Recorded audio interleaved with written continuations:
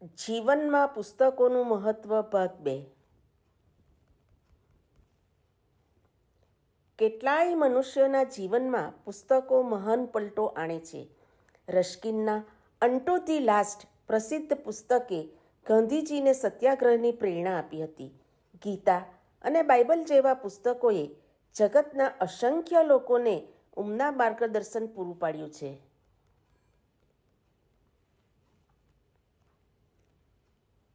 જેલવાસ દરમિયાન પોતાના અનુભવો અને વિચારોનું વૃંદાવન સર્જી હિટલરે મારો સંઘર્ષ સર્જ્યું.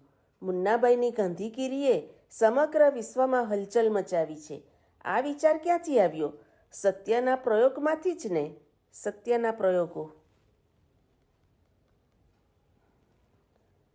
ઉત્તમ પુસ્તકોમાં ઉચ્ચ વિચારો, ભાવનાઓ અને કલ્પનાઓ હોય છે જે સ્વર્ગનું નિર્માણ કરે છે.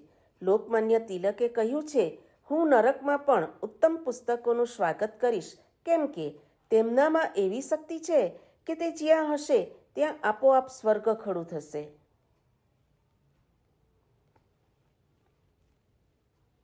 સ્વર્ગનું અસ્તિત્વ કોઈએ જોયું નથી.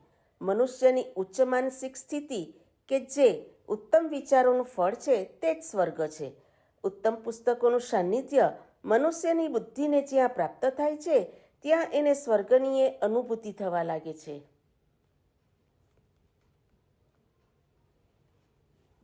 જેમની સાથે હું દરરોજ વાત કરું છું એ પુસ્તકો મારા કદીએ નિષ્ફળ ન જનારા મિત્રો છે.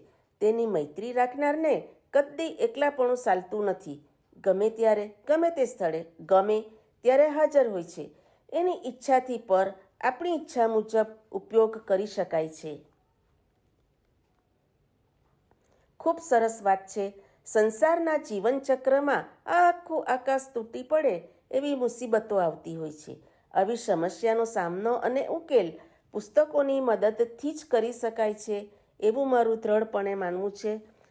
અસ્તુ. Next part 3 next time.